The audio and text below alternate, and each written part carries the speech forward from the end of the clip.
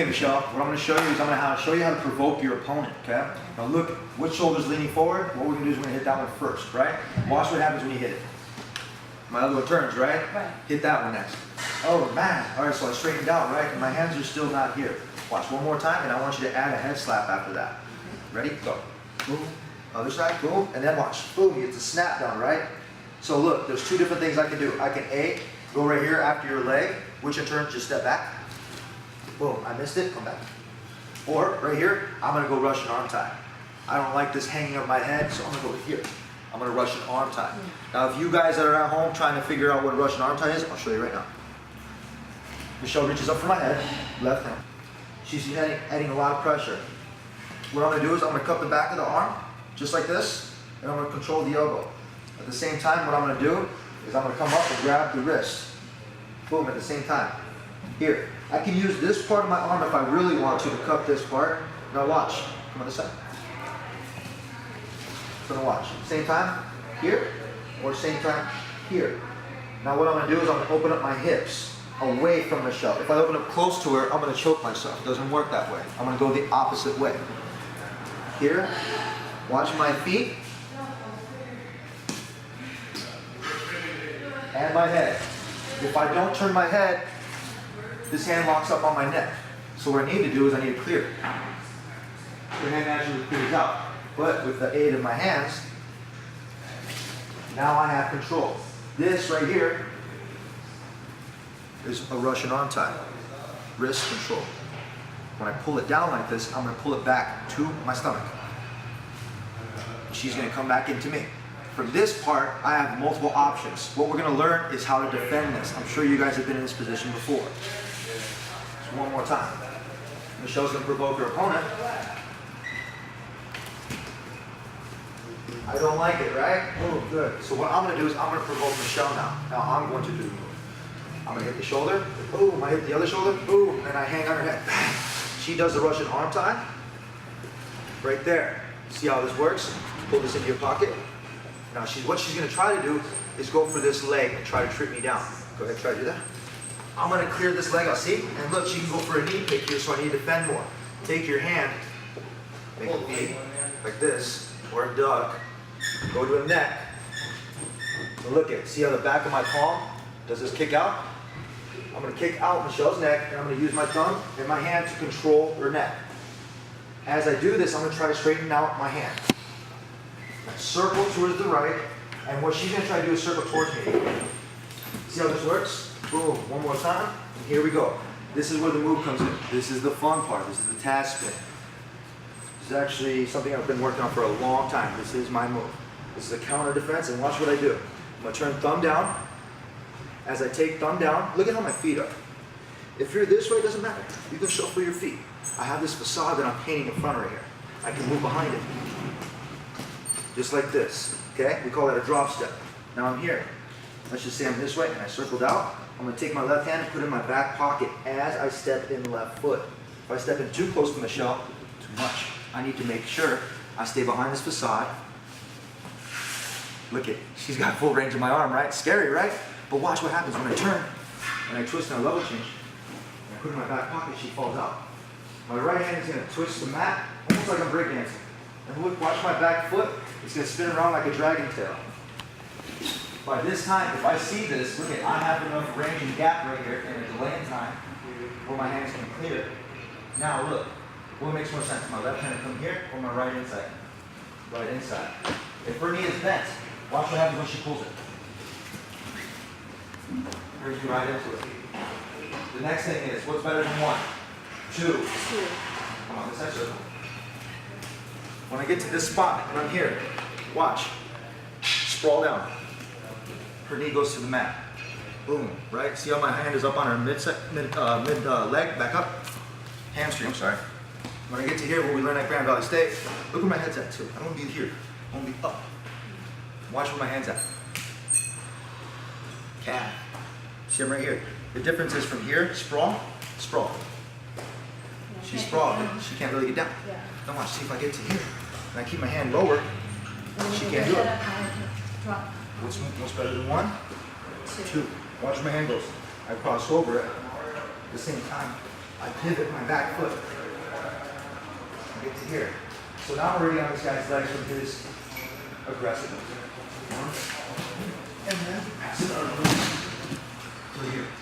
Once we get to this position, we're looking for twister side control. I'm already past the guard on the way down. My hand, I'm going to clear. Try to go for twister side control right here. As I keep twisting, look at how her arm pops up. I'm going to go for reverse Mars now. As I'm doing this, go back, pull your hips this way. As she goes this way, I'm going to use twister side control right here to keep her arm off the mat. Right there. I'm going to take this back arm and I can threaten like I'm going to go twister here, but she's going to turn the other way. Turn the other way. Watch that arm. Slide this in here.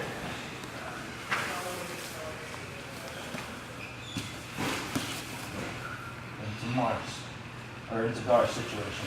She sits up. Where's my favorite move? Mars. Now she's in my world. Boom. And then right here, I want to relax. If I go too tight right here, I'm gonna get exhausted. I'm gonna get that pump that I don't want. So I'm gonna stay chill right here. And look at how she's on both moves. I'm gonna chill, chill, scoop, chill, scoop, chill, scoop, until I see her start to finally do that. Right there. When she falls on her hip, that's when you start to make this tighter. When I sink it in, see how my arms shake a little bit? That means it's loose, but I let go of the tie. And then I finish. Go. Nice. Let's do it now, full speed. For the cycle, you're going to notice that Toni and I aren't simulating so much of an MMA environment, but more a grappling wrestling environment. Doesn't matter, all of Toni's flashy moves here are to check my movement and distance, so he can try to set up a takedown. Since I'm going up against a great wrestler, I'm not going to be throwing too many kicks anyway, so Toni only has to worry about my hands. That means he's using a lot of level changes and head movement. You'll notice here that Toni tries his own Russian arm tie.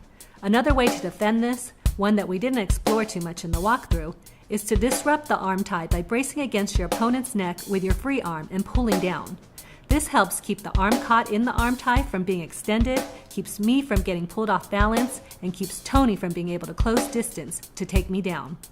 All of this, combined with the fact that Toni's feet aren't in the best position for leverage, tells you that Toni should abandon this Russian arm tie, which is what he does.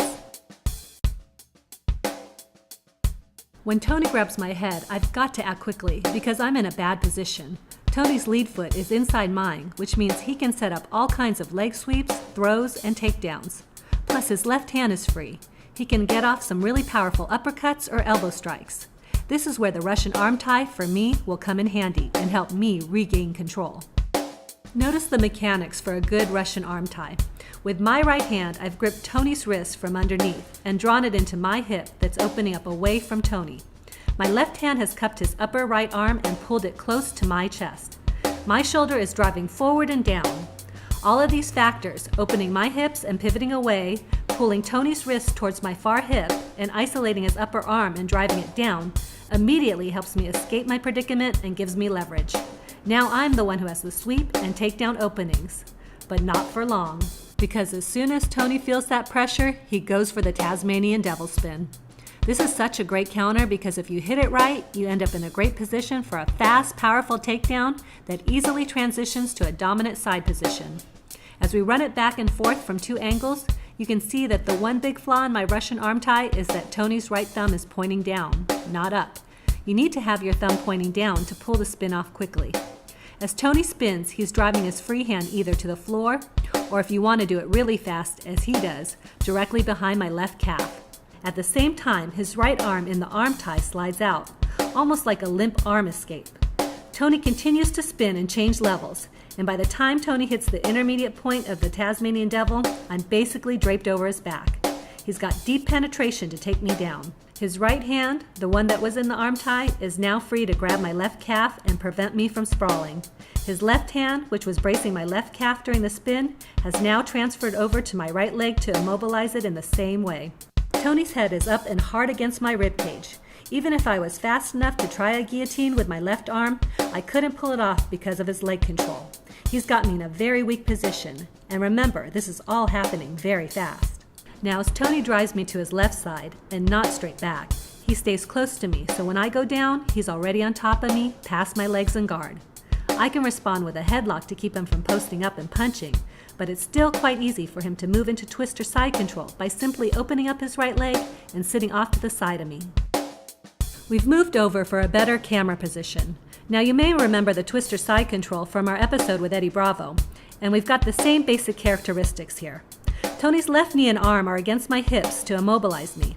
His own hips up high on my chest and right foot working as a driving base to keep pressure on the top of me. But instead of going to mount like Eddie, Tony wants to set me up for the reverse Darce choke named after Joe DRC, which is also called the Marsh choke, named after Mark Lehman. However you want to call it, Tony needs me to turn my hips away from him to start it. Tony even helps me along when I set up guard pass protection with my legs.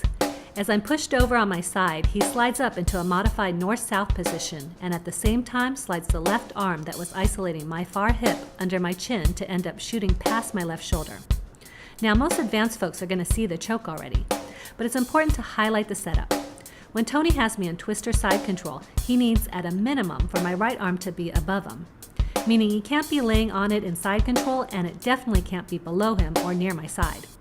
As he pushes me to the side and transitions to north-south, he has to keep pushing that arm up near my head. You'll sometimes hear this move referred to as the can crusher. My arm has got to be up near my head, so when Tony snakes his far side arm under my chin, he can also collect that arm. It's an arm triangle, which is what the Darce, Marsh, and Bravo chokes are really variations of.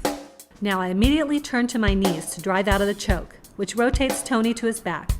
No problem. He just holds the position until I drive myself over back to my side. When my momentum is gone, he can apply the choke without exhaustion of straining his arms. Some final points of the choke. Like all arm triangle variations, my arm is doing half the work on the choke.